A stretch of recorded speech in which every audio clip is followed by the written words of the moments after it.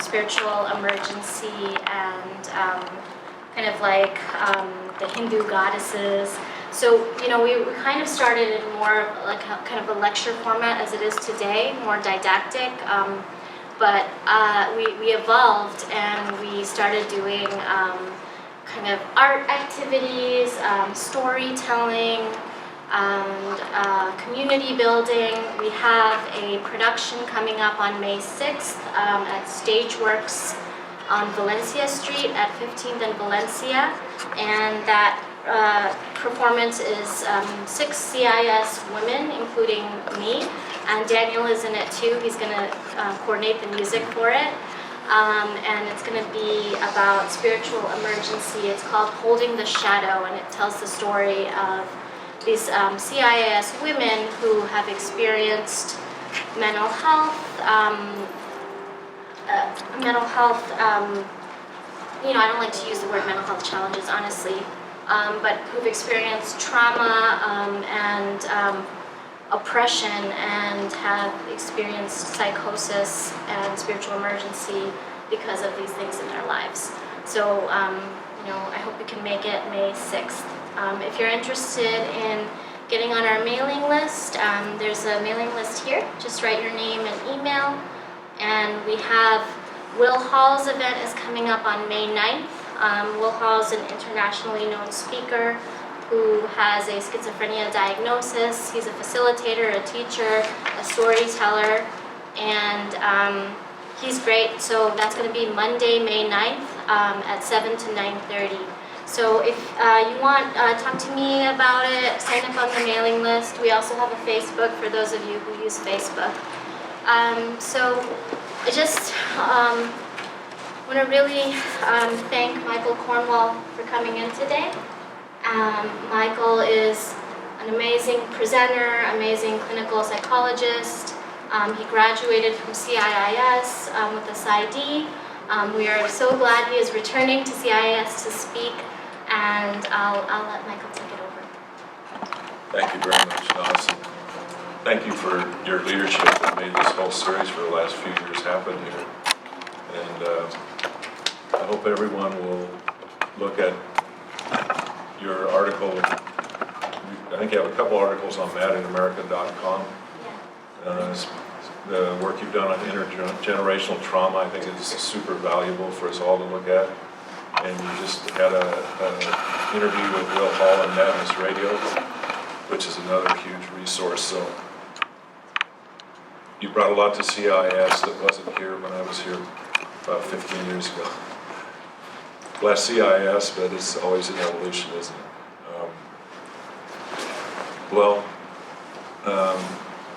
If it's okay, I guess I'll just start talking. I'd hoped we'd have time for everybody to just say their name and if they're a student here or a bit. Let's do that anyway. I think we'll just make time for it. So could we start back on that side, just kind of go around quickly? Sure. My name is Christine Castellanos, and I'm here from Sonoma County, Scottsdale, made it on time. And I'm here for my son, basically, who is going through a crisis. It's not the first, but he's out there. Robert Livingston. I'm happy to be here. I've been here in San Francisco almost 18 years, I guess. I came here homeless, like a lot of people, and had managed to survive it. I love San Francisco. I'm happy that opportunities like this come along. I'm Tara Sammy. I graduated from the PhD program here. My name's Jacob, and I'm an MFT. I did my grad studies at New College when they were still around. My name's Daniel, and I'm a friend of Nas and a friend of the school now, and I help out at a lot of these events. We go back over here. My name is Saeed. I'm from San Jose. I've been a mental health patient for 10 years, so I'm interested in alternative methods to dealing with psychosis and traumas. My name is Su Hui. I'm very interested in spirituality and extraordinary experiences, and I want to learn about spiritual emergency. My name is Howard Whitehouse, and I'm an alum from 2005 from the school here in the East-West Doctorate Program, and still researching altered states, non-ordinary states, shamanism. My name is Ana Maria. I'm from Colombia, and I'm currently a student in the master's program of East and West Psychology. My name is Sierra, and I'm here because sometimes I find myself in situations where I need to know how to work with people in extreme situations. My name is T. I live in the East Bay currently, and I'm a death doula, and I also have had my own spiritual emergency and my own diagnoses, and am part of the Shades of Awakening group online, which is how I knew Michael's work. Oh, I'm Kuim. I'm a student currently in the ICP program, and I just heard about this and thought it would be interesting to come. I'm Bill Stranger. I'm the publisher of Dharma Cafe Books, which publish on East-West issues, and a member of Free Association, which is a body with that Mike is a member of. Michael Thompson. I'm a psychoanalyst. I teach at CIS. I'm a colleague of Michael's. I'm Teresa Mia, and I'm not a student here. I do sound therapy, and I'm interested in the topic. That's it. I'm Kathy Ruby. I did study at CIS many years ago. Got my own diagnosis. Andy Turkington, I'm a psychotherapist and also associated with Free Association and myself, and I'm a nurse educator as well. I'm Clinton from Berkeley. I came about knowing about Michael through Latin America, so I'm interested in learning more. Okay, my name is Maurice. I study philosophy at UC Berkeley. The study of the mind and spirit has always been an interest of mine, so my good friend Clinton invited me out. I'm Mary. I come to many public programs at CIIS, but I'm a student here to typically come to like transpersonal psychology programs. I'm in a Kundalini process, and in 2005, 2006, I was in Kundalini crisis, and I found Jung's work very normalizing. Like I was like, okay, this is home for what I'm going through right now, so I'm super excited. I'm Andressa. I am from Brazil, and I came to California to study here at CIS for the East-West Psychology program. And I'm really happy for having the opportunity of seeing this lecture and to broaden my perspective about the subject. My name is Hallie. I'm a student here in ICP, and I'm really interested in learning more how to work with people in this kind of thing. I'm Brian. I'm a psychologist in Santa Cruz at the Institute of Transpersonal Psychology, our sister school. Thank you all very much for coming and for introducing yourselves. And as you can see, this isn't a PowerPoint presentation. I think maybe I'll talk for about 20 minutes or so, then we can open it up to discussion and questions. And then I wanted to share with you a brief, simple exercise where we'll kind of team up and sit with each other and practice just a little bit being in the role of a caretaker with someone who's in an extreme state. Not that anybody's going to be role-playing or anything, and then we'll just kind of switch off. And I've been doing this in different venues and at Esalen last year, and people felt it was valuable. So we'll do that. That'll take about a half hour. So that's kind of the timeline, and you're going to give us a nod when it's about 1. Does anybody else need to go feed their meter at 1 o'clock or anytime after? Anytime after? You do? Okay. Yeah, I think we can take a few minutes break and then we can come back and get started. So, what you said, Mary, about Jung's work helping you, that's really how I got introduced to Jung's work. It was about 50 years ago. I've got to tell this lame joke. I just turned 70, and you've heard about this. I made up this joke. 60 is the new 40, and orange is the new black. So 70 is the new 68.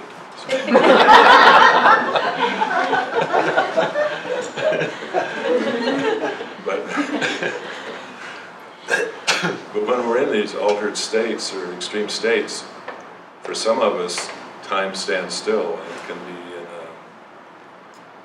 an ecstatic place or kind of a barren, numb place or a hellish place. But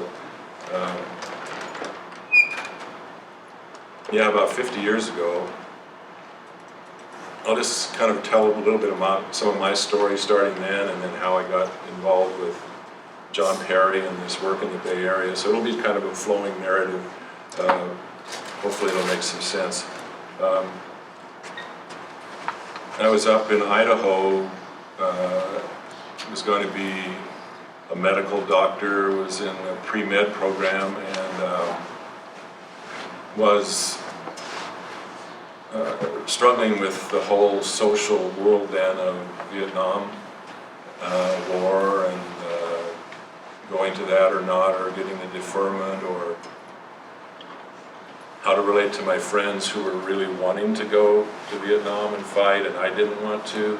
So that was part of the stressor on me that contributed to me going into my extreme state process then. But it seems to me too that there's always, for me, because I don't believe in the biopsychiatry disease model of extreme states, then why do we have these extreme states? So for me, there's always kind of circumstances line up, and events in our lives kind of line up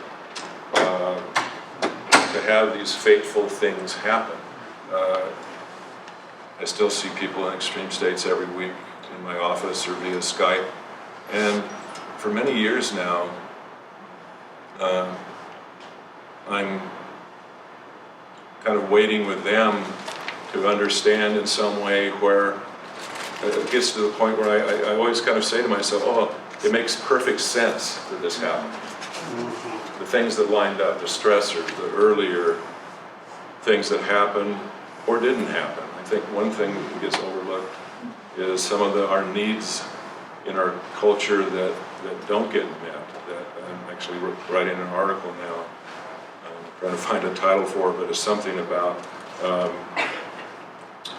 wounds of omission, things that we don't get that we need. And so I think a lot of that is missing sometimes in our families, but I think the broader culture, that's what I always love so much about R.D. Laing's work that Michael and Bill and some people here have done so much with. But Laing really zeroed in and said, nobody gets a free ride in this Western culture. It impacts all of us.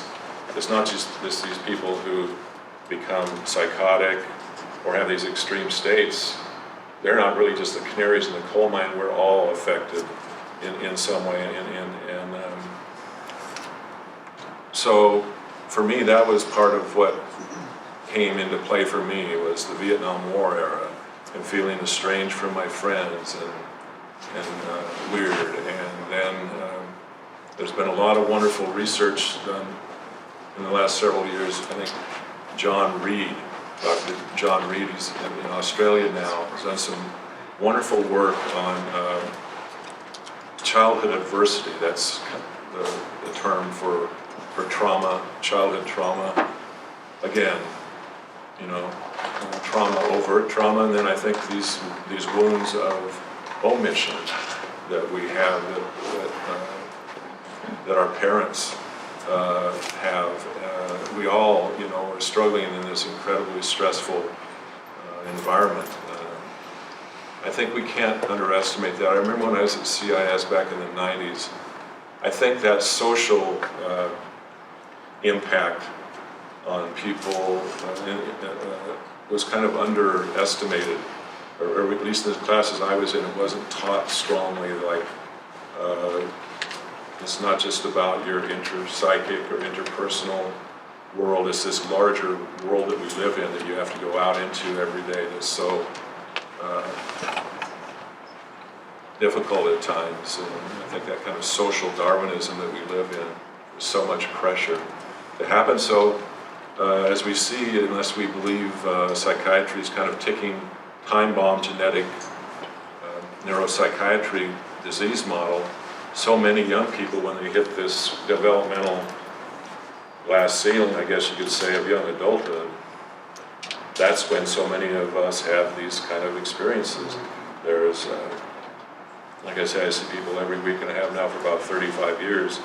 Over and over and over, the story is, again, these things lined up, went to school, went in the army, first failed love relationship, got fired from the first job.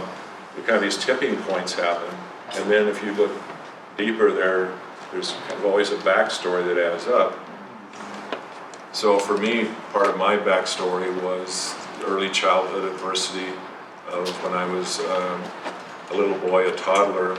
I had some severe third-degree burns on my hand and was in the hospital for quite a while with skin grafts and everything. And so those young wounds, we can have traumas or lack of attachment. That was a part of it for me. My mother was a wonderful kind of wild woman. She was 6'1" tall, looked like Lauren Bacall. And she was married 5 times before I was 10 years old. Thank goodness I've never had any issues with women.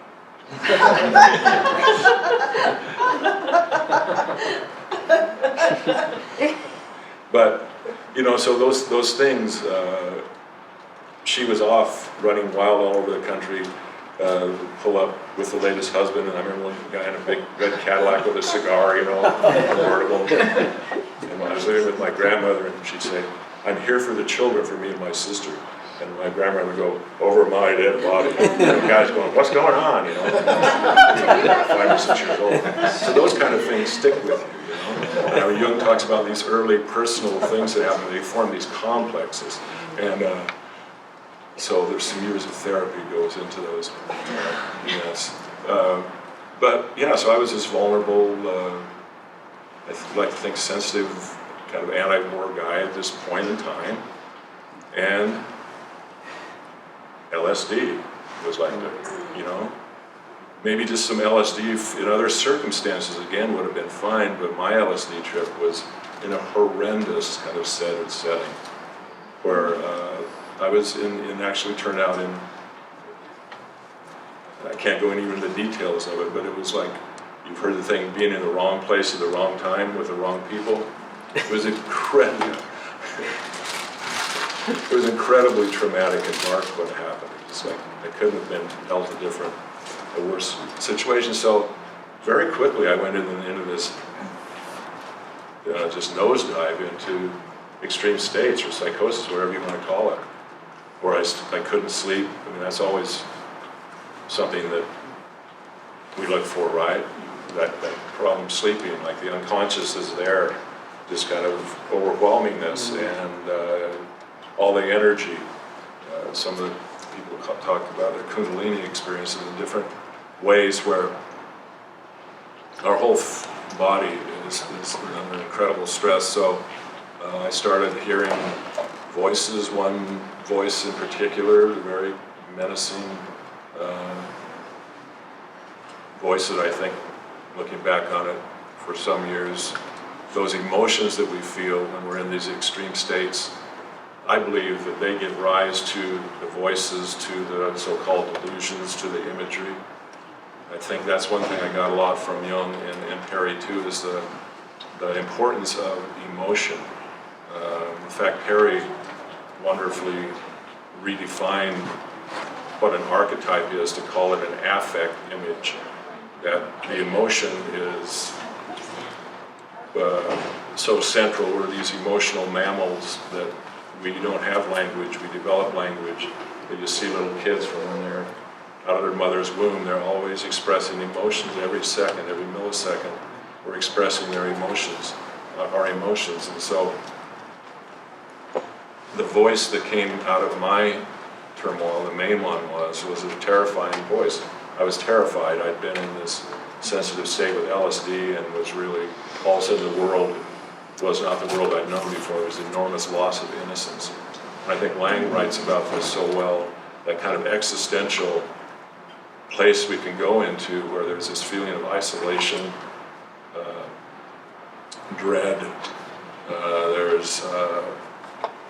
It can, for some people, be really terrifying. So, you know, the shamanistic model of the middle world journey, the upper world, and the lower world, mine was really a lower world journey. I know other people who are like kind of take off like a rocket and go into really high ecstatic states, and that's not always such a blessing. Usually that means a lot of work to get down to where they can be back in the middle world. So my journey was really this terrifying experience, but I was blessed to have this sanctuary where I could stay at my aged grandmother's house, who was the one who really raised my sister and I. And she was in her 80s and wasn't really remembering, you know, what day it was, but she remembered who I was. But I had this safe place, you know, where I could be, even though I was up all night and kind of raving, and you know, so at times I would have these experiences of this, what I still believe is some mysterious, uncanny, I don't know, spiritual, for lack of a better word, energy that had kind of attached to me, I guess, and I could feel it, you know, it was holding me on the bed and just buzzing, kind of sleep paralysis. Sometimes I would feel like I was up in the corner of the room looking at myself. What an awful thing for a young person to experience. I had no idea that these kind of things could happen. So, thank goodness for my grandmother. My parents, and thank goodness, were on the East Coast, so there was no one there to kind of like say, let's go to the hospital. And I just want to say now that anything I'm going to say today, or in the discussions when we talk about alternatives and questioning, you know, the psychiatric model, or questioning the value of diagnosis, or criticisms about medication, I really want everybody to know that I work with people every day who feel like their diagnosis really helps them and helps them understand what's going on, and who are on medication. So this is not anything about, you know, anti-medication, anti-diagnosis. But for me, I was glad that I didn't get taken to the state hospital, because where I lived, there was one place you went. It was over in eastern Idaho. It was called Blackfoot Hospital. And I remember when I was a little boy, there would kind of be these whispered conversations of the grandmothers. Well, you know, she was taken to Blackfoot. And you know, if you went there, you didn't come back usually. So that was the fear. But I also felt in a real deep way that what was going on for me was like this mysterious, there was a shred of my ego, that like this mysterious process was going on. But somehow I needed to survive and learn from, and even in the midst of it, it had that quality of meaning, even though it was totally baffling to me what was going on. So that went on for some months, on and off, and sometimes at night I'd get out the yellow book. They only had one hospital there, no psych emergency, but I put my finger on the page for the hospital emergency number and tell myself, if one more wave of these voices, or these images, or this energy comes, I just can't take it anymore, I'm going to call them. but I never did call him. I really believe I was more afraid what would happen if I went in and that hell I was going through. And that says something, doesn't it, about the lack of knowing that there's some loving, healing presence out there that we can go to. I knew it. There wasn't because there wasn't. So the next thing that happened was remarkable, and I think it's kind of set the stage for me getting into this whole world with studying Jung and everything, because I'd been, I think as part of my way of distancing from my dysfunctional family, I'd become kind of a follower of Ayn Rand. I don't know if you remember the virtue of selfishness. I kind of needed to be selfish to separate from my family. So I think I subscribed to the Objectivist newsletter. If you can't bite it, if it's not empirical, it's not real, So here I am, and all of a sudden, wow, this wave of all this other stuff comes. So I had no kind of set, for holding this. But my grandmother wasn't religious, but on her bookshelf, one day I saw this little thin volume there. There was this guy years ago, he was a Catholic bishop on TV. It was called Bishop Fulton J. Sheen. He had a TV show, and he would come out in his kind of scarlet robe. I don't see any old timers here to remember that, but so my grandmother had sent away from one of these books from Fulton Sheen from TV, and it was there. And I opened it up, just kind of like in desperation, because I was really feeling like, I don't know, I'm so afraid of dying that maybe I need to kill myself and get out of here. I opened it up, and this line just popped out at me, and it said, a scripture line, "Come unto me, all ye who labor and are heavy laden, and I will give you rest." I swear, it just went just like this. That rest that was being suggested there was that soul rest that I instinctively knew I needed. It was a huge, like a light went on in this whole kind of dark underworld that I'd been in. All of a sudden there was a light at the end of the tunnel. It's like, okay, there's hope. There's benevolence in the universe. Because the universe, one thing when I was in this process too, it was almost like I had some kind of strange X-ray vision that could see through my own, but through my family members, not my dear grandmothers, but my family members, kind of persona offerings of love that often had the, all the kind of double messages and mystification of experiences, and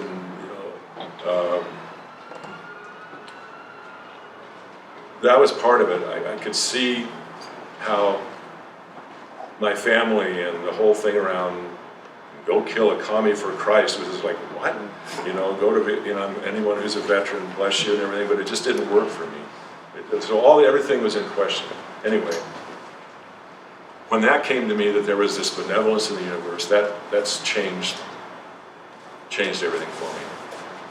That's when I started being able to sleep, and without any therapy, without anything more than just that belief in this hope that what I was going through was going to not be permanent.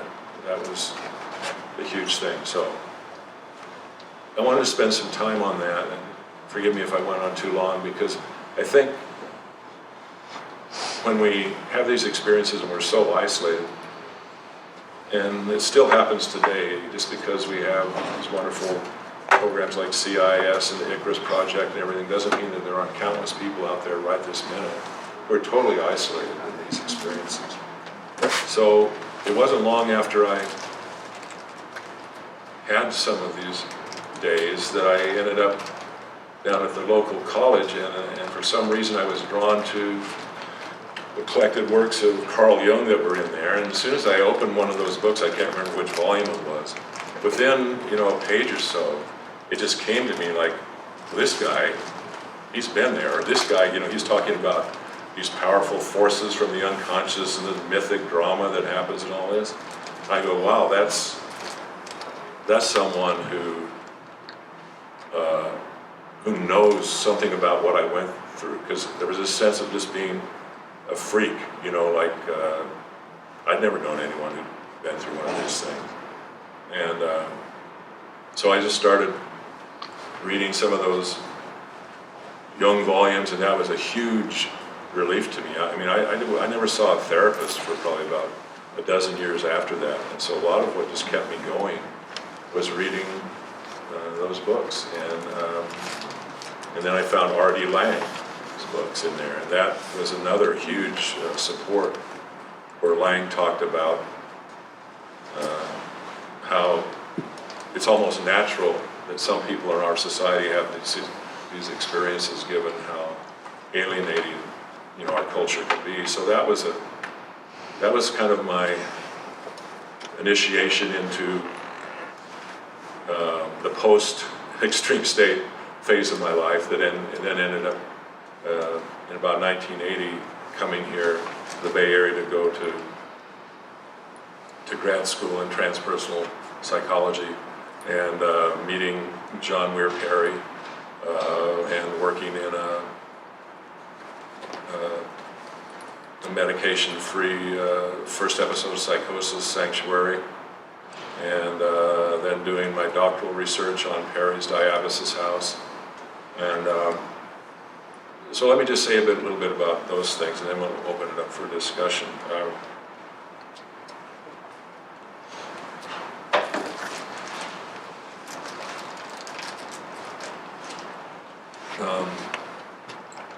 Well, I never became like a born-again Christian, although that scripture was one from the New Testament, "Come unto me, all who are heavy laden, I'll give you rest." But I got involved in kind of a radical bunch of Episcopalians up in Idaho, and became accepted as an aspirant to the priesthood. And the bishop, you know, after going through all these screenings and everything, you know, with the wax and the ring, you know, Michael, we expect good things of you. Yeah. But the guy who was my spiritual advisor, this kind of wild man, non-stipendiary priest, he took me aside after I'd been approved, you know, to go to seminary. He said, no, please don't do it. He says, you're too damn rebellious. He said, you're never going to be happy, in his view, marrying them and burying them. You know, he said, these old mossbacks that run the church, you know, they're just going to hate you. And he says, I know this guy down in the Bay Area that got this school at JFK University that's got transpersonal psychology, and you want to help people. He knew about the thing I'd gone through. Just go down there and check it out. So I came down, and, you know, within a couple of weeks, my wife and daughter and I, we moved down here. So this is kind of an odyssey, and I'm going to open it up for questions and everything, but I think what came out of all that was, at that point in time, there were 3 places in the Bay Area that were open. Diabasis House, I-Ward, and Soteria, where people could go through these experiences without medication, with this view that we'll get into more about Perry's extension of Jung's work on psychosis of it's a purposive experience. It's something that was bound to happen given what lined up in the young person's life. It had these levels of meaning that psychiatry has no clue about. You know, the spiritual, the transpersonal, the archetypal, the mythic, and that for the majority of people, if they're often offered this time, you know, 2 months, 3 months, 4 or 5 months, they can go through this and come out the other side, and they won't be in the mental health system for the rest of their lives.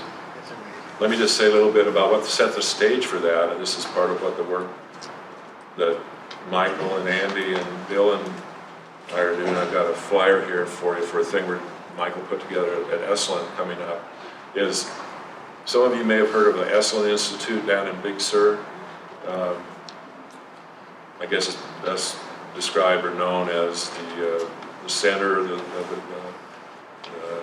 birthplace of the human potential movement, where, you know, back in the 60s, people started meeting there, Abraham Maslow and Aldous Huxley, and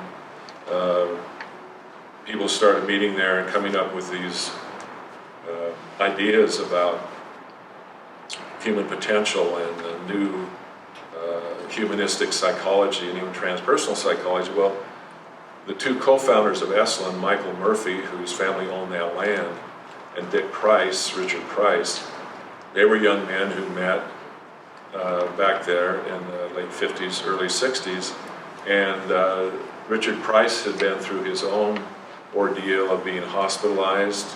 Both of these guys came from upper-class wealthy families, and Richard Price had been stuck in a place where he couldn't get out of for several months, and had been given a lot of ECT and a lot of insulin shock therapy, which really affected his body for the rest of his life. Well, when he met Michael Murphy, part of Richard Price's agenda was to develop places or a place where people could revision this whole experience and come up with more humane ways for people to be treated. I'll just read a quick thing that Dick Price said in an interview. The so-called psychosis was an attempt towards spontaneous healing, and it was a movement towards health, not a movement towards disease. For Esalen, he wanted to create a space where it's possible to live through experience rather than having it blotted out. A place where there aren't the same negative self-definitions of someone going through this type of experience. Michael Murphy said that Esalen was Price's revenge on the mental hospital. And so from the beginning, Dick Price really wanted to have Esalen affect what happens to people. So they started having these gatherings there back in the early and mid 60s. And Price had an idea that if they could do some kind of research study that could explore these alternative approaches to first episode extreme states, that could really like give the legitimacy to what he was trying to put together. And so happened that there was a psychiatrist, a young psychiatrist, who really had his life changed at Esalen, Julian Silverman, who was a very respected guy back in the National Institute of Mental Health, I think it was. So anyway, they came up with this research design that John Perry was involved in, and they got the National Institute of Mental Health and the California State Department of Mental Health and the Esalen Institute put together this project. It was called the Agnews Project at the Agnews State Hospital, where people, young men, who were randomly assigned. Michael, Yeah. can you say the name of the project again? The Agnews Project. Yeah. How do you spell that? Agnews, Agnews, yeah, at Agnews State Hospital. So they had this world-class research project with the two cohorts randomly assigned. One group was going to get Thorazine and one group was not. And it was a double-blind study, so nobody knew who was getting the placebo and who was getting the Thorazine. And because it was randomly assigned, I think you'll see the results are pretty dramatic. As could be expected, the people who got the the phenothiazine pretty quickly started to slow down, and all the emotion that was fueling their process dampened. I believe that's what any of those antipsychotics do, even the new ones do.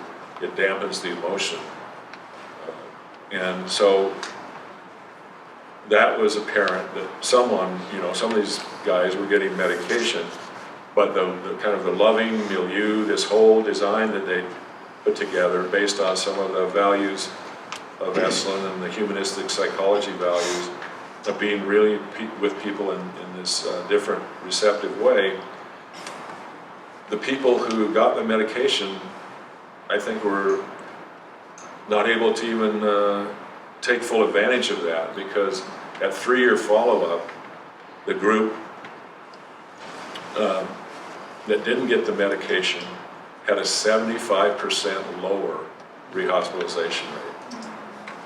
So that was dramatic proof in a randomly assigned study, which I think in terms of the whole design of the schizophrenia diagnosis that says you have to have these symptoms for 6 months before you can actually earn the full diagnosis. It would be impossible in a randomly assigned study like that to have so many people be assigned to the non-medication group.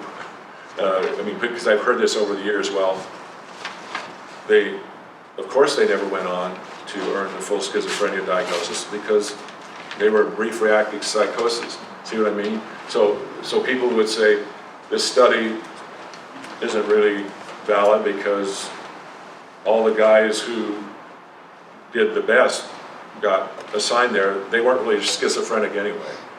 I'm kind of belaboring this, but I think it really challenged the whole validity of the schizophrenia diagnosis. So anyway, from that study, then John Perry was able to go to the people here in San Francisco, city and county of San Francisco, and say, look, we have this NIMH study that shows that project this forward. 2/3 of the people that you have in your mental health system won't be in your mental health system if you have one of these front-end programs available for them. There's a huge cost incentive in doing that, but also just think about the humane price that's being paid for people who, if they had this available to them, probably wouldn't be in the mental health system. So Perry was able to get funding for the dialysis house program in San Francisco. A guy named Stanley Mayerson, who was part of that Agnes Project group, went to Contra Costa County in the East Bay and set up a program called iWard, which was open for 8 years. And usually most people haven't heard of it. I think I'm the only person who's written about it, written an article on it. But iWard was open for 8 years. It was 20 beds. And I worked there for 3.5 years while I was going to graduate school and afterwards. And iWard was in a way was more radical than Diabasis House because, and Soteria House. Soteria House, I'm sorry. That was one in San Jose that kind of was based on the Kingsley Hall Langian model. Lauren Mosier had a program in San Jose. It was another first episode program that had this very similar results. They had a research component. iWard, we didn't even want to have a research component. We didn't want to test anyone. We were, really radical. No restraints, no medications, and unlike Diabasis that relied on this inner archetypal process that Perry and Jung believed was possible without doing family therapy. iWard was really had a lot of family therapy going on too, although we still believed in the archetypal elements too. So let me just say one quick thing here about iWard, and then we'll open it up for discussion. What time is it? Michael, it's Yeah. it's a few minutes to 1. Yeah. And I know that people wanted to feed their meters. Yeah. Maybe we could take like a stretch break. Yeah, why don't we do that right before- now, and then we'll come back, and then I'll say a few bit more, and then we can open it up, okay? Okay, sure. You guys want to get your meters? Or? And we also have a cafe on the 3rd floor. If you're not familiar yet, it's you go down this hallway and then you turn left, and you'll find the cafe at the end. And there's like yummy snacks, healthy snacks. There's also, if you want some refreshments, there's a few things on the table. There's also a vending machine on the way to the cafe, like right, if you turn this way and then that way. So also, a few people wandered in a little bit later. There's going to be an event on May 9th that you don't want to miss with Will Hall. He's an international speaker and he has a schizophrenia diagnosis, and he's a facilitator and teacher and everything and therapist.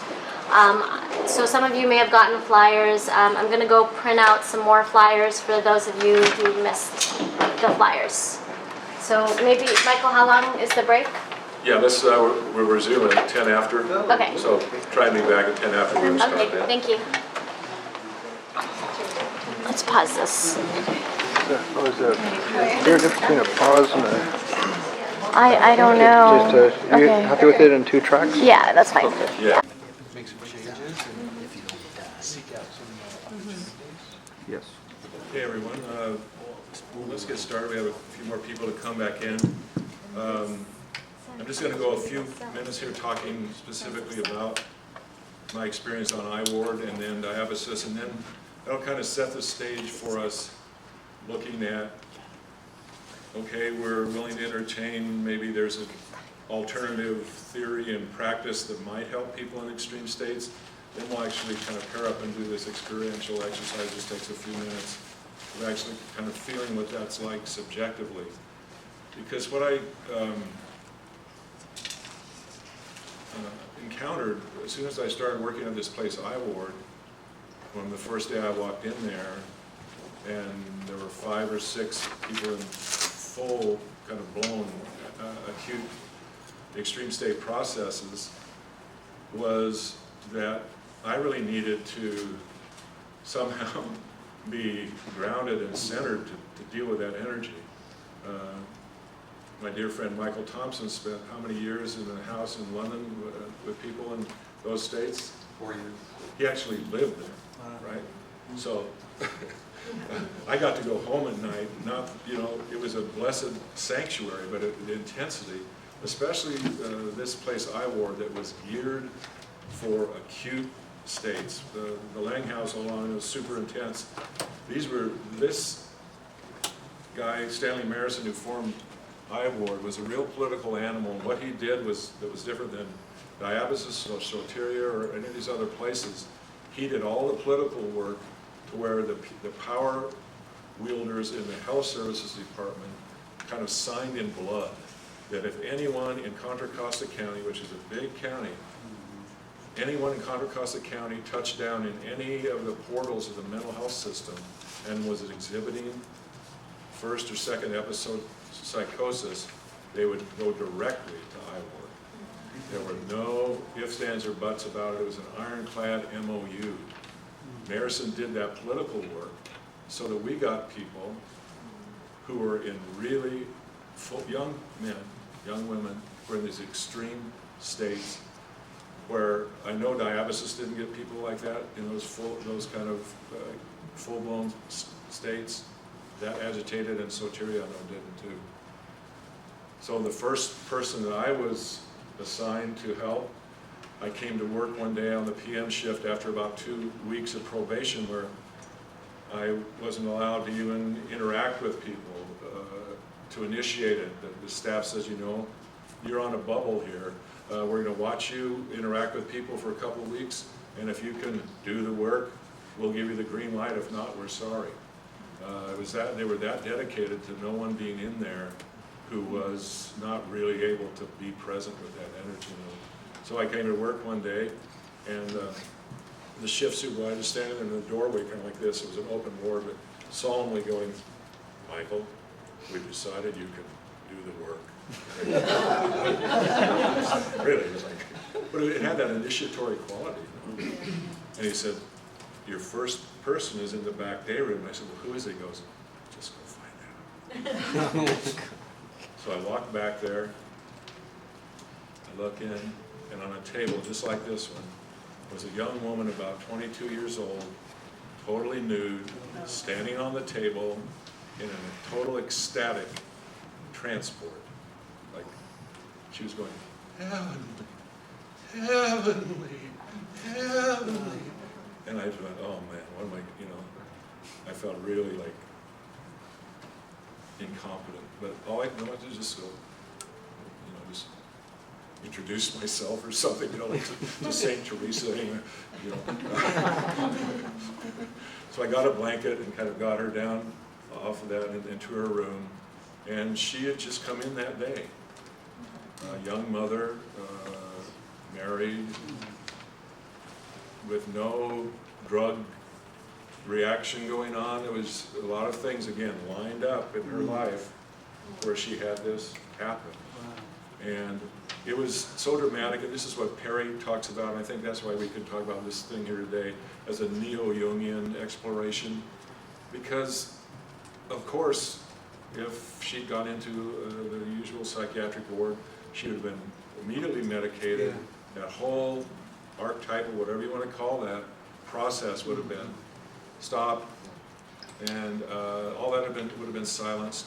Whatever was going on, this huge symbolic, metaphoric, that emotional thing that was going on would have been stopped, but we didn't do that. So we were committed to letting her go through this for as long as it took. And so for a day or so, she was in that ecstatic state. Then I encountered her in the hallway, and she came up to me, and she goes, this is part of what Perry writes about, kind of the messianic theme that comes up, and how these archetypes always travel in pairs. If you usually get the Virgin Mary, you may also get Medusa. And so I went up to her in the hallway, and she says, this side of my body is the Blessed Virgin Mary. And there's all this energy. And she goes, but this side is becoming the daughter of Satan. And I can still feel the hair standing up. Yeah, just listening You know? to it. I'm going, what in the DSM explains this? What did I ever get in graduate school that explains this? But you just have to stand there in awe of I did. And this mystery, this powerful thing they call madness, has been around forever. Right at this point, I want to do an Emily Dickinson quote. Much madness is divinest sense to a discerning eye. Much sense the starkest madness. 'Tis the majority in this as all prevail. Assent and you are sane. Demur and straightway you are straightway dangerous and handled with a chain. So we believe in this mysterious, powerful force, and yes, this woman had personal issues. Yes, she had trauma. She had, overwhelm of being a young mother, all that stuff. So even though we brought the family in and did family therapy, that had some application, and sometimes I think the family therapy part is really valuable. And I think the diathesis and the Jungian emphasis on just looking at the intrapsychic process and kind of missing some of the broader familial issues is a mistake. But for her, she went through this process. She was there for about 6 weeks, 8 weeks. She started to clear up, and those two poles of the opposites, good and evil, dark, light, these themes of opposites is what we came to expect too. Male, female, world destruction, world renewal. Of course, it's all about the person's own life and reorganizing their self. Perry, on this book here, it's called The Self in Psychotic Process, that he wrote in 1953, and Jung wrote the introduction to it. He talks about the self, this kind of soul, not kind of an object relation self or a psychological self, but like, how do you say it in Hindu, the Atman, that soul level, that these clashing forces, these mythic forces, do all this work in this kind of crucible, the mandala of the self. So this young woman from Contra Costa County went through this, amazing thing there, and with a lot of support and a lot of caring, and came out the other side and went home. And after the sanctuary closed a couple years later, I spent 25 more years working in the county. And about 5 years after I'd seen her there, I get a phone call at one of the offices I'm working at. And she says, "Hi, Michael, it's so-and-so." And I go, "Wow, thanks for calling. I've always wondered how things turned out for you." There was this long pause. It was kind of like, dude, he goes, "Michael, don't you know, I got all mine out on I-Ward, So she got all hers out. I think there was so much emotion that she needed to express. And she'd called about getting a referral for someone in her family who had an alcohol problem. Anyway, I just wanted to say that part of this training that I've been doing at Esalen and other venues over the last few years is started right, I think, with her of how can I be in the room with someone who's in a state like that, subjectively, inner, physically, emotionally, mentally. How can I be with someone in these extreme states that best serves them, that helps what they're going through happen on its own pace and I don't get in the way. To think of being kind of like a midwife. And that's how this image here came out of that doctoral research I did on Diabasis House, where the central finding, the follow-up research I did on Diabasis House, that there was what I describe as a way, there are many ways, but there's a way of being with someone in these extreme states that helps and facilitates what they need to do. That we're there, I think as Lang wrote one time, harmlessly helpful. We're not there to impose ourselves. So many times people describe being in the psychiatric system being at the mercy of these powers. Just shift that, and instead of putting someone at our mercy, we're giving mercy, we're just there. And so that subjective state that we can actually practice to develop, and we'll share that in a little bit, came out of the necessity of being in these rooms with people, and then I practice it several times a week now in my office. And let me just give a couple of quick examples of that. And I believe anyone can do it. I think even we can do it, extend it to ourselves in our self-care when we slow down and start to get in touch with our value and our compassion for ourselves. And one time on I ward, we had a room. There was a padded room, but it wasn't like a padded room where you throw someone in, like the rubber room. No, this was a safe room. It was a place where people could go berserk, and many did. I would say that 30% of the people who went through I ward when I was there, at one time, man or woman, a lot of the affect that needed to be released was rage. And I think that drives a lot of these processes, and I think that's one thing that psychiatry in our culture does not want around. It's like, put that person down, make them stop. So instead of restraining someone, 3 or 4 of us, when someone started to lose control, going to hit someone,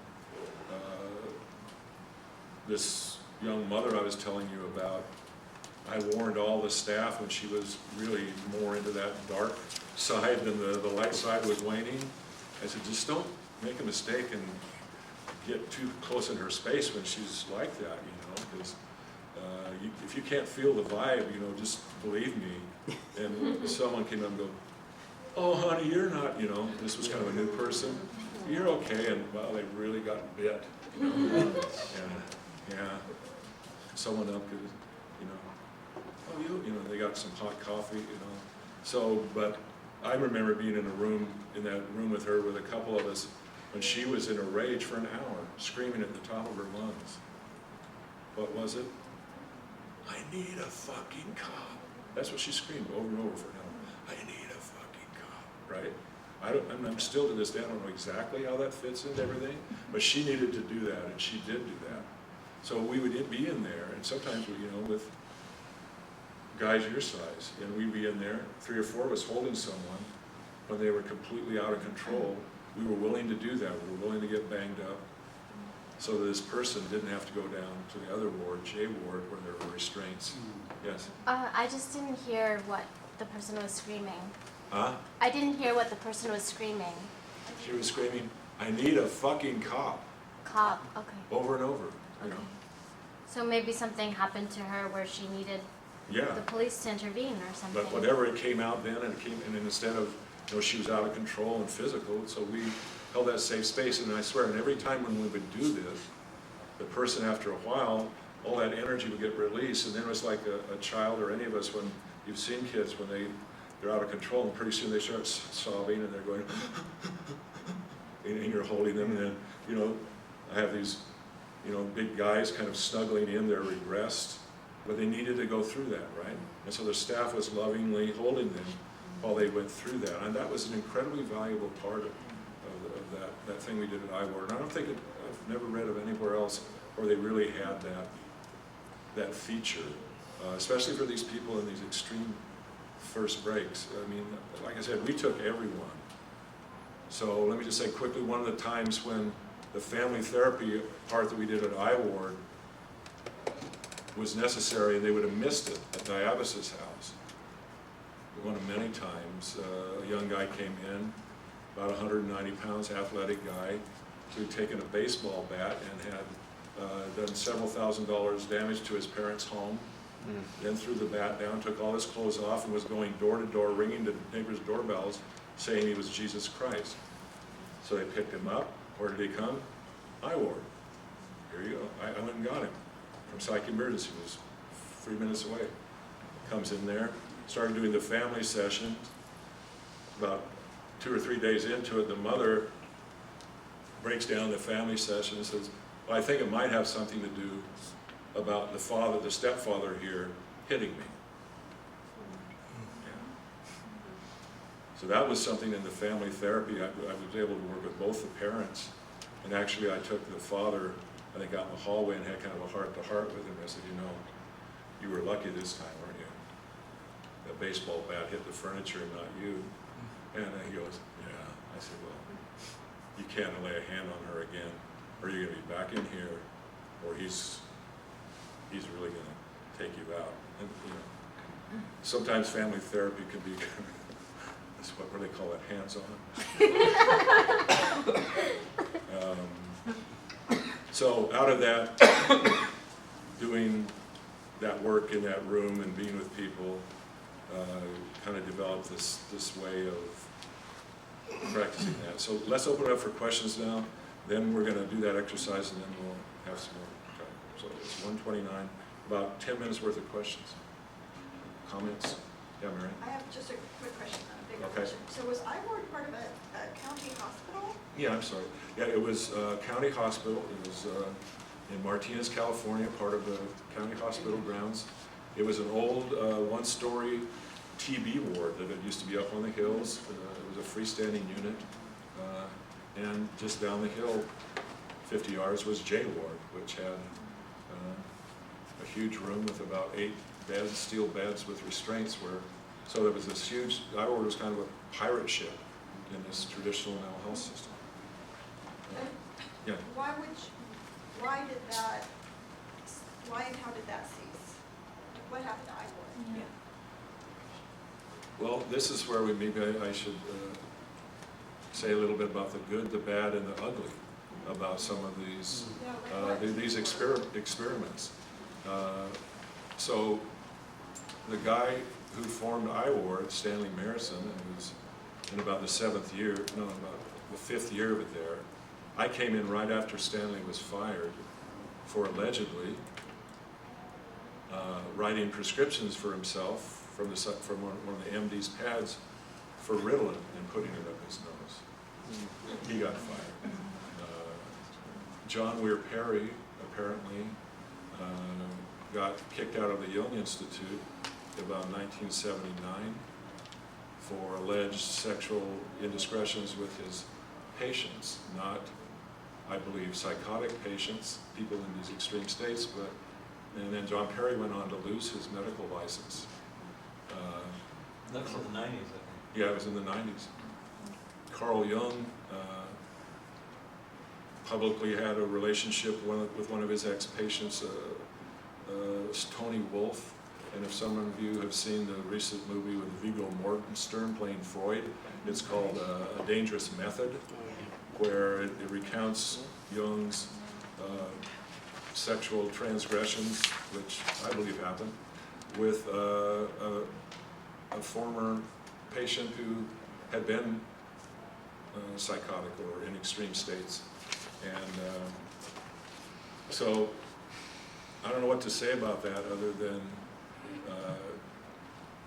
Jung should have lost his medical license. If Perry did what he did, he deserved to do it, and Stanley Marison deserved to get fired, and whatever happened to him if that happened.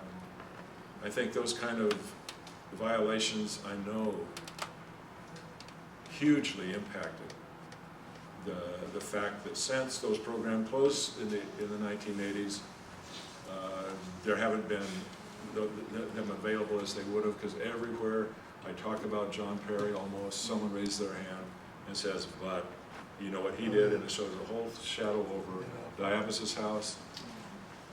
Every time you talk about Iowa, you hear about Stanley Marison. So Hillary's going to be president. Huh? And then Hillary's going to be president after what happened to her husband. It's right, so bizarre. you know, so there's that guilt by association that happens. And I hope. They threw out the baby with the bathwater. It's like, Well, okay, I believe that's true. I mean, I believe that Jung's work was, some of it was invaluable, some of Perry's was, some of Marison's was. I mean, R.D. Lang lost his medical license too, right? He surrendered it. Oh. No, and he refused to be examined. So, you know, who's to judge?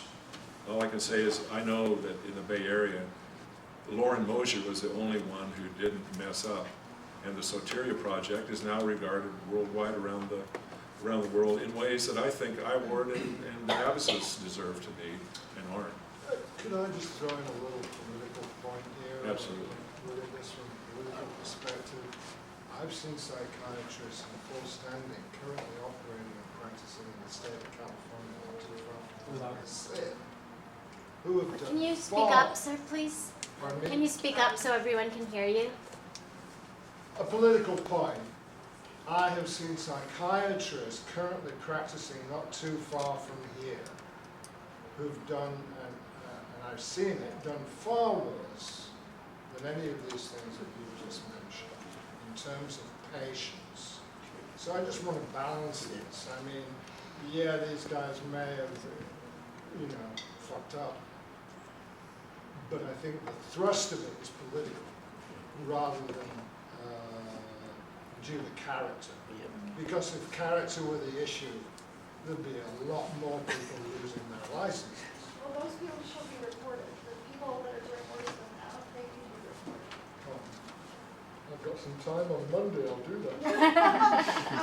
You can't, I mean, that doesn't, Well- maybe that just made me mad. Like, why are they still practicing? Okay, sorry. Yeah, I mean, I think it's more than just political correctness. I mean, I'm a licensed psychotherapist and have been for about 30 years now, and if I transgress or violate the trust of one of my clients, I expect and deserve to lose my license. Right. Yeah, Nas? Well, I mean, I just in response very quickly to this point, and then I actually have a genuine question, is that, you know, Michael, you did say allegedly, and so, you know, we don't know what happened. Also, we know that there were a lot of political forces at the time that didn't like the work that was being done. So just, you know, we don't know what happened. Maybe this, you know, John Weir Perry did do this, or maybe he didn't do this. And just, I mean, I don't know John Weir Perry. I know you know him. And I've just watched videos of him practice. And intuitively, I feel like the transgressions that happened or didn't happen actually were probably false. But that's just my personal opinion and my personal intuition.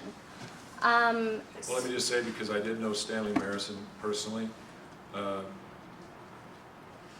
know for a fact that he did what was alleged. Okay. And because I did know John Perry personally for 20 years, I know for a fact from his own mouth that he had sexual relations with patients. But I also know that, like, you know, there's not, I mean, I don't want to go into a thing, but, like, you know, it's like, ethically, it's like what is allowed, you know, for therapists and psychiatrists right now, there's like limitations on relationships with patients, but there's like a certain period of time that can happen, and the ethics committee is always changing things. So anyway, I don't want to get into that conversation, but thank you for letting me know, Michael. The question was raised, why did these places close? That was the main reason I-Ward closed, and I believe that dialysis wasn't refunded and continued for the same, largely the same reason. Although you're absolutely right, there was an enormous opposition to these kind of programs. And with the birth of NAMI and the whole biopsychiatry movement, these places were seen as real threats to the model that they embraced. Yeah, and I had a question though, and my question is, I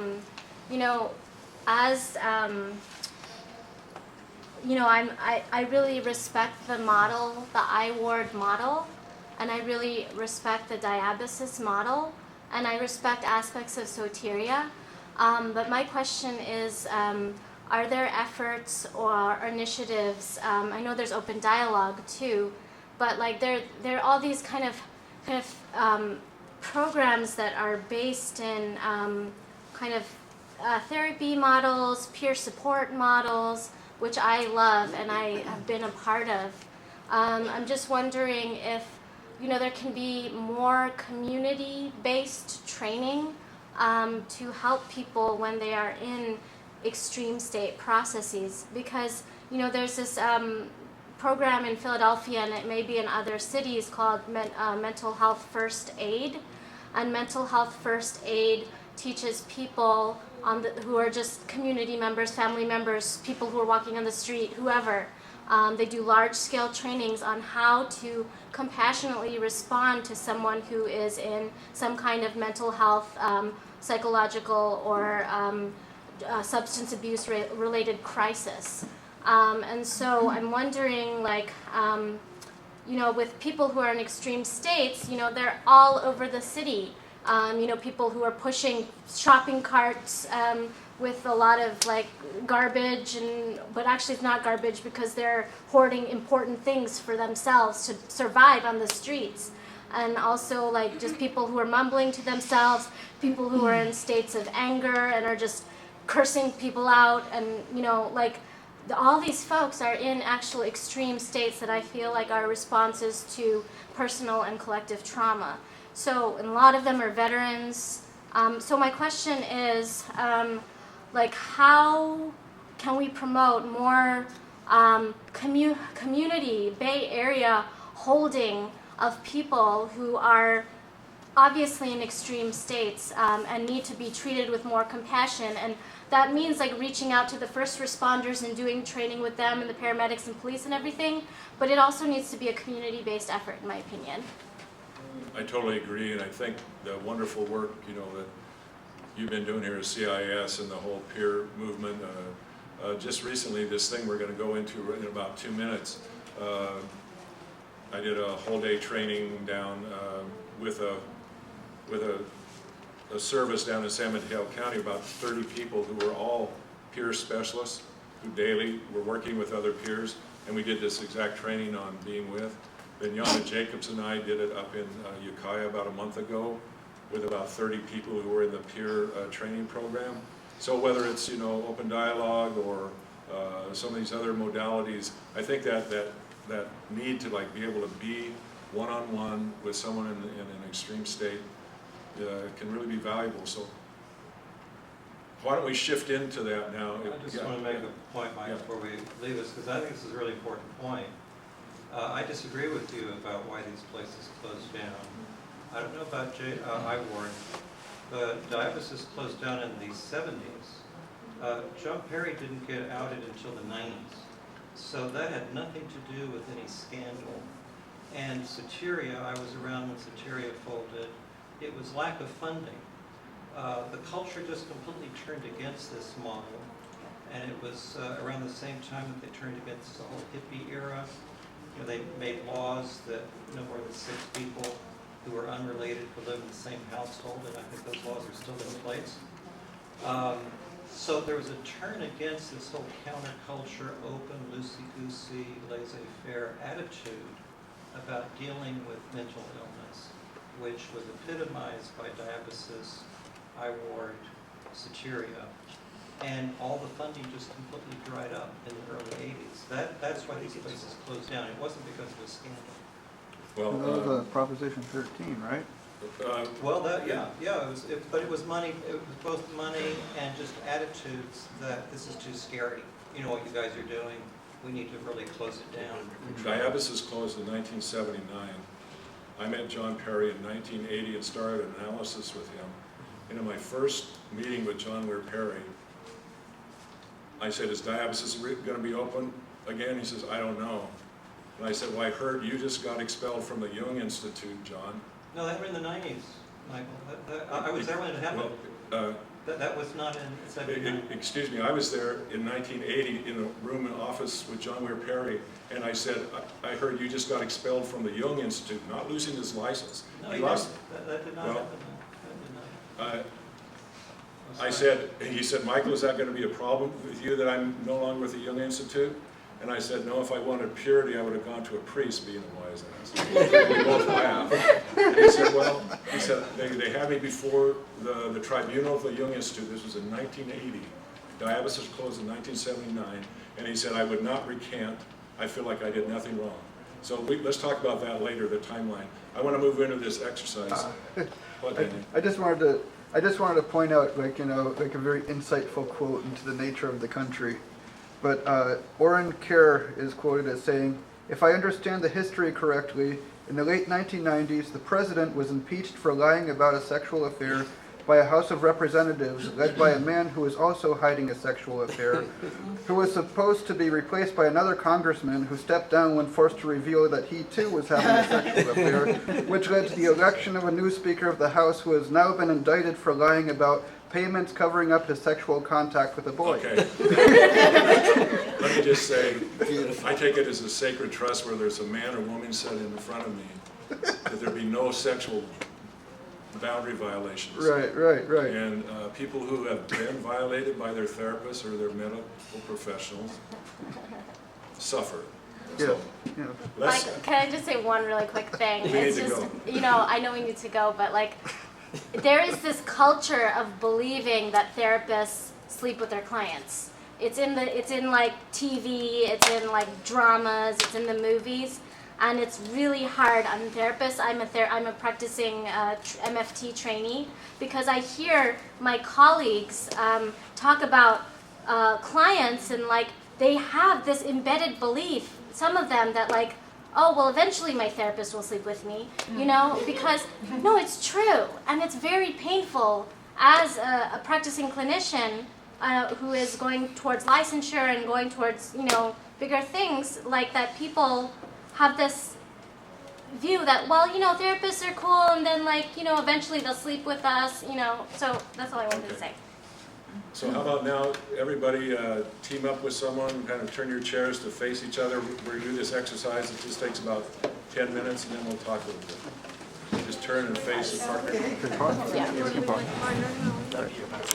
During that exercise, could do it. Is everybody okay with having their voice recorded? Because we're just recording Michael right here, but this will be made public on Facebook and YouTube, so just so you know.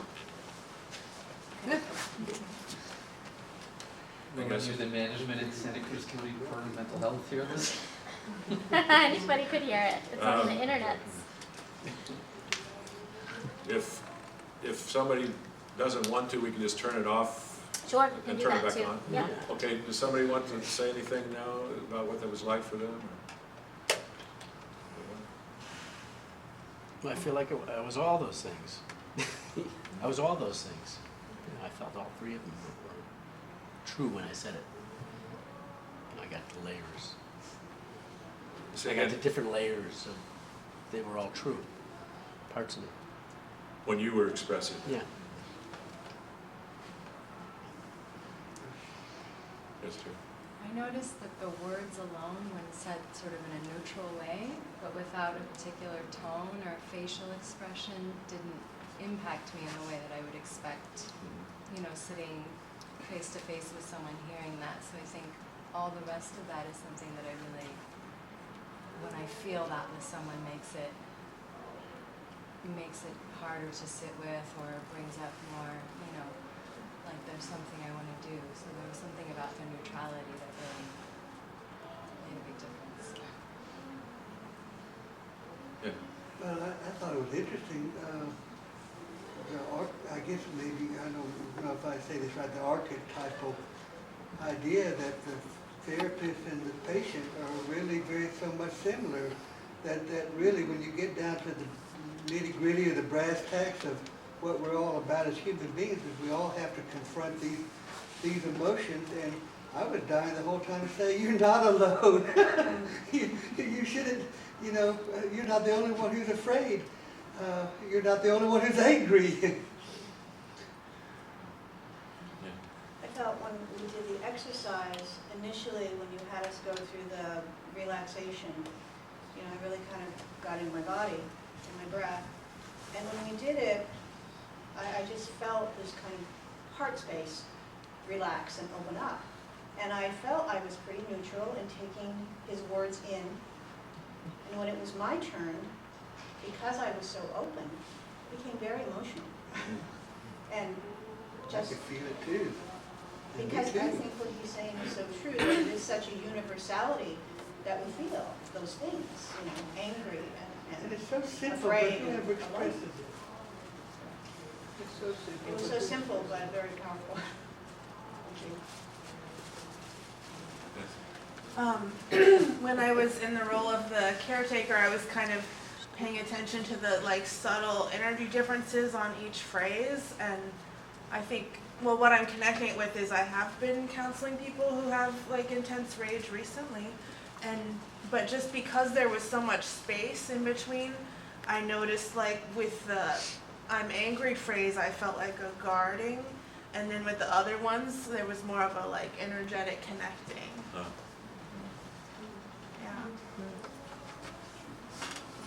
I actually noticed a slightly different thing. When I noticed the rage, I noticed an outward kind of movement. And with the sadness and aloneness, I noticed a sort of downward and sort of inward shift. And with the rage, it felt more external, like moving outwards. When you were expressing it? When I was noticing it being expressed. Oh, okay. From the caretaker perspective. Anyone else have a comment?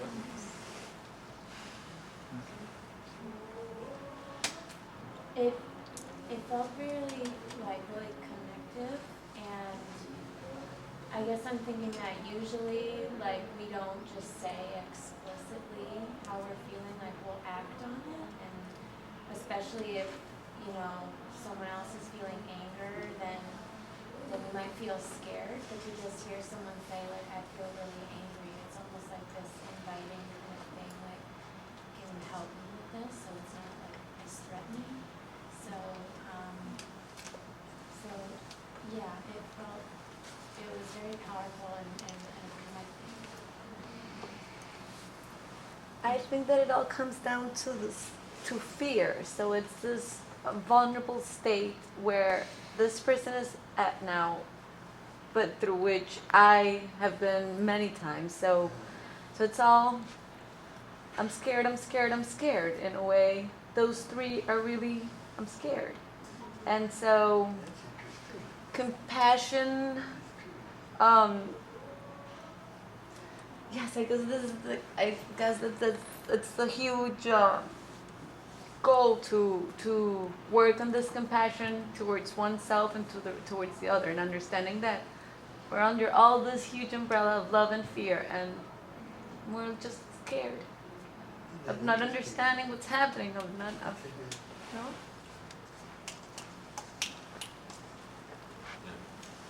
When I expressed I'm angry,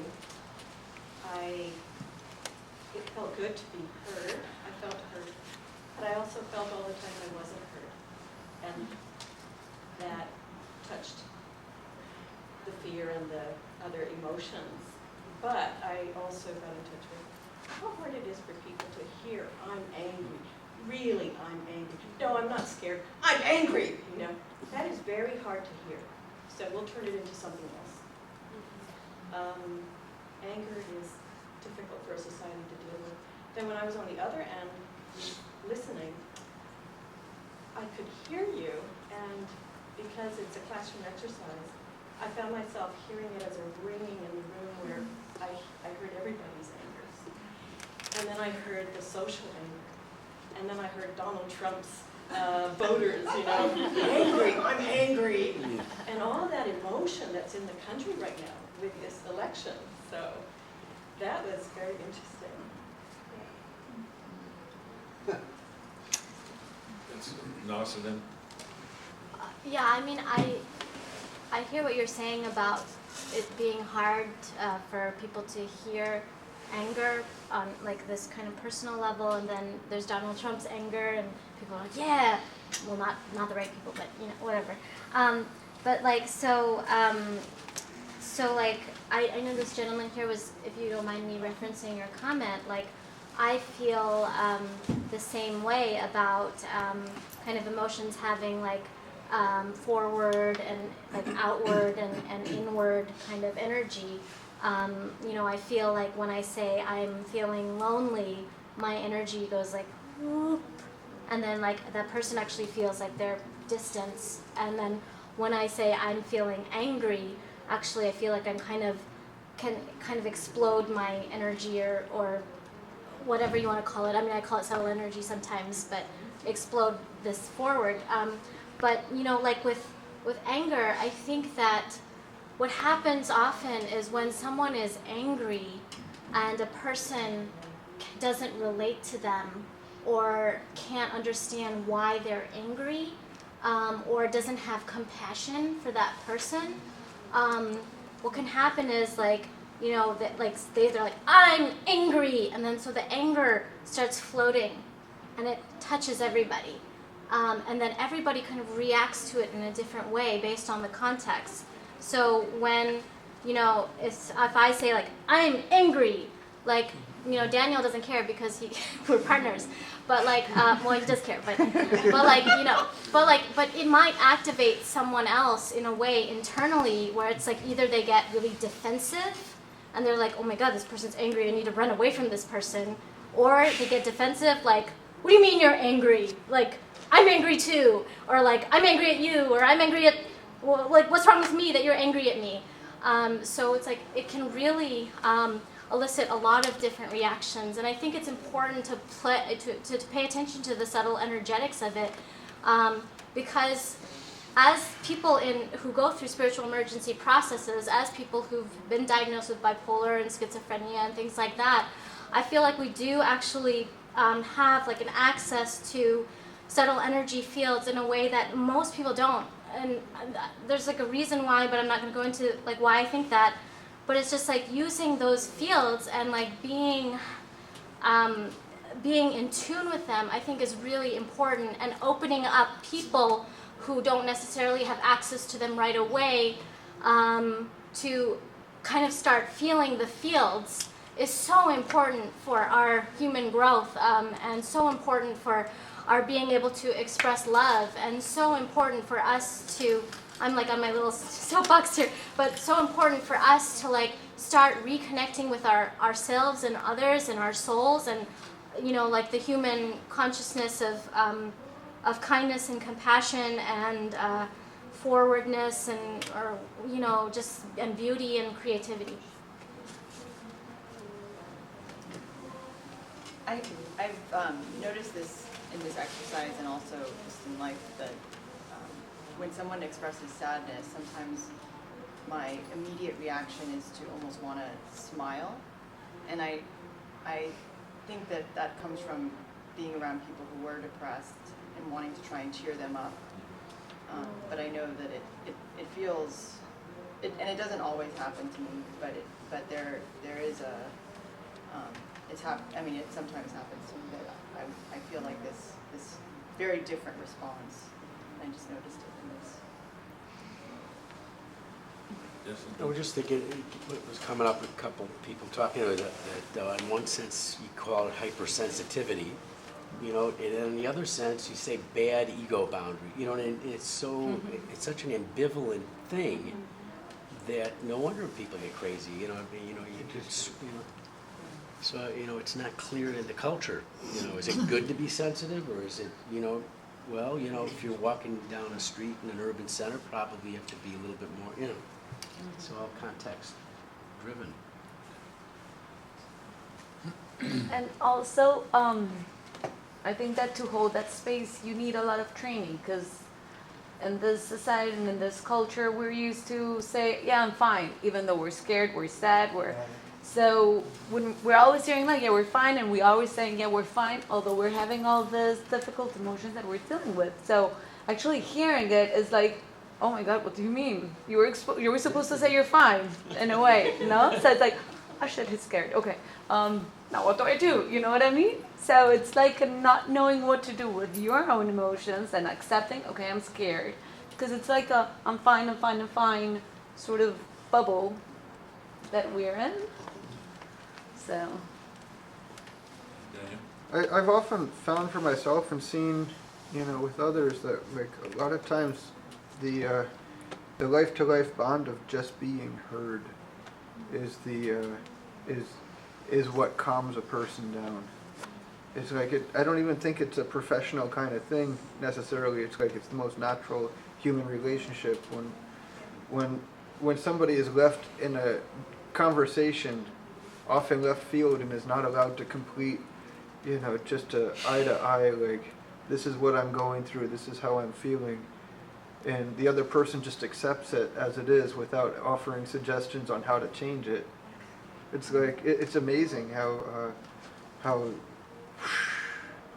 yeah, the fire just can diffuse so fast. Tia, then. I was just going to say, without the emotional charge attached to the words, I felt like really what it's about is we're just connecting as humans. Yeah. And heart to heart. You go straight to the connection that we're all one. Similar to what you were saying, I felt like with the generous listening exercise and just holding the space, which can be so incredibly healing in and of itself. The generous listening, holding the space like that is so therapeutic and so missing in our day-to-day lives. And just for me personally, being a client was so therapeutic because I was still working on I'm really angry. There's these psychiatrists here in the Bay Area like doing horrible things that they're still practicing, and why haven't they lost their license? So I was actually going through a very therapeutic process based on something that happened minutes before, and I feel better about. I mean, intellectually I'm still angry about, you know, that shouldn't be happening, but I dispersed a lot of energy around it, so I'm feeling energetically more stable around that. And then being the therapist, I did notice like a huge sense of relief on the first one where it's like I feel angry, that there wasn't the energy around it. Like I'm glad you said be very objective about it, because anger with the energy can sometimes be overwhelming.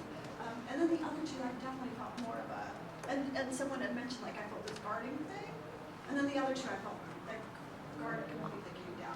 It's just like same energetic. It was very interesting. Anyone else? So we can continue with this conversation till 3, even if you want, because we have the room. We have the room booking is till 2, but there's not an event here until 3. And feel free to continue these conversations one-on-one in the cafe, on the streets, wherever. But like I have to go to rehearsal for Holding the Shadow: Experiences of Spiritual Emergency. There's a flyer for that if you guys are interested. Sign up on our mailing list. We have Will Hall coming up on May 9th. And thank you so much, Michael. I just wanted to say Yeah. a little bit just in response to what I Okay. Yeah. Thanks, Nas. Yeah. Okay. Thank you Awesome. so much. So in terms of the video, is it okay if we stop it right now? Yeah. Okay. Awesome. Thank you so much. Thank you. No, but it's important what you have. No? Wait, he's gonna do a response. Oh, this will just take a minute. Oh, I'm sorry. You wanted this recorded? Yeah. Yes. Okay. Let him finish. Okay. Uh, I have rehearsal at 2 o'clock. Yes. Okay. well, No, go ahead. Then Daniel also has rehearsal at 2, so no, take care of it. Okay, just Do my best. I just felt, you know, as I was hearing everyone's response, and thank you all for saying that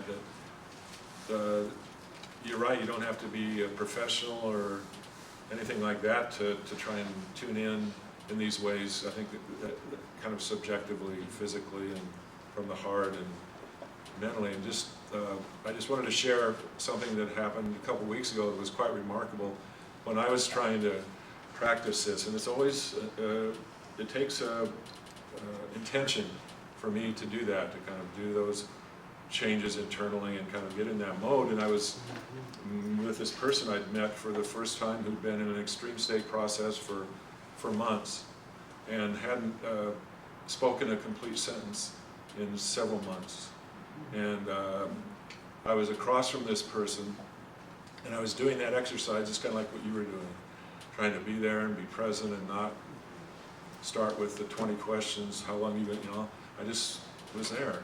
And actually it was on Skype, which was quite amazing. This person was 3 time zones away. And I'm kind of just leaning into the screen, just trying to be in that space with them. And the person would go out of the screen and back and out. And finally they came and kind of looked at me intently like this. And the first sentence they'd said in 3 months was, "So what do you get off on?"